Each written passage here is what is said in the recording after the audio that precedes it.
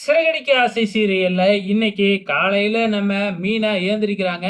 ஏந்திரிக்கும் பொழுதே முத்துவ காணோம். முத்துவ மொட்டை மாடி எல்லா இடத்துலயும் போய் தேடி பார்த்துட்டு கடைசியா ஃபோன் பண்ணி பார்க்குறாங்க. ஃபோனும் முத்து எடுக்கவே இல்ல. எங்க போயிருப்பாப்ல அப்படின்னு சொல்லி நம்ம மீனா ஒரு பக்கம் கவலைப்பட்டுக்கிட்டு இருக்கிறாங்க. அண்ணாமலையும் வாக்கிங் போயிட்டு வராப்ல.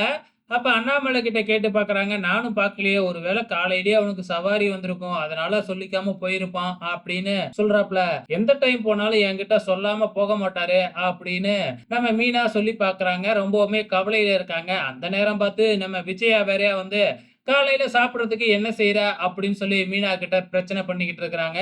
ஒரு வழியா அந்த பிரச்சனையெல்லாம் முடிஞ்சு வேலையெல்லாம் முடிச்சுட்டு நம்ம மீனா நேரா கார் செட்லயே போயிட்டு முத்துவோட ஃப்ரெண்ட்ஸ் கிட்ட எல்லாம் கேட்டு பார்க்குறாங்க.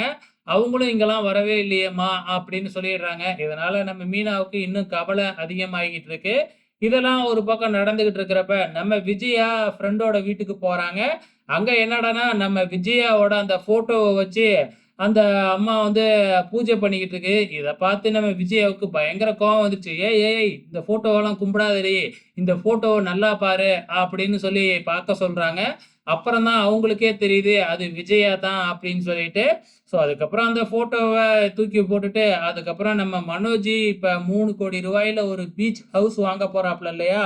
அத சொல்லி பயங்கரமா பெருமையா பேசிக்கிட்டு இருக்கு நம்ம விஜயா. அந்த வீடு வாங்குனதுக்கப்புறம் நாங்க எல்லாருமே அங்க போயிடுவோம். அங்கேயே டான்ஸ் கிளாஸ்லாம் வச்சுக்கலாம்னு பிளான் போட்டுக்கிட்டு இருக்கேன். அப்படின்னு நம்ம விஜயா பயங்கரமா பில்டப்லாம் விட்டுக்கிட்டு இருக்கிறாங்க. இது ஒரு பக்கம் நடந்துகிட்டு இருக்கு. இங்க மீனா இன்னும் நம்ம முத்துவ காணோம்னு தான் தேடிக்கிட்டு இருக்கிறாங்க. கடைசியா தன்னோட தம்பிகிட்ட ஃபோன் பண்ணி வர வச்சு, தன்னோட தம்பிய அழைச்சுக்கிட்டு, அதாவது சத்யாவையும் அழைச்சுக்கிட்டு, முத்துவ தேடிக்கிட்டு இருக்கிறாங்க. இன்னும் முத்து ஃபோனையும் அட்டெண்ட் பண்ண மாட்டேங்கிறாப்ல. அந்த நேரம் பார்த்து அந்த தாத்தா, பாட்டி அதாவது எப்பயுமே ஒரு இடத்துல உட்காந்து செருப்பு தைச்சுக்கிட்டு இருப்பாங்க இல்லையா? அந்த தாத்தாவையும், பாட்டியும் நம்ம மீனா பார்த்துடுறாங்க. அப்ப அவங்க தான் சொல்றாங்க, "இன்னைக்கு காலையிலேயே வந்து எனக்கு இட்லிலாம் வாங்கி குடுத்துட்டு தான் போனாரு." அப்படின்னு சொல்லிக்கிட்டு இருக்கிறாங்க. ஸோ மீனா முத்துவ தேடிக்கிட்டு இருக்கிறாங்க. நாளைக்கு என்ன நடக்க போகுது அப்படிங்கிறத வெயிட் பண்ணி பார்க்கலாம்.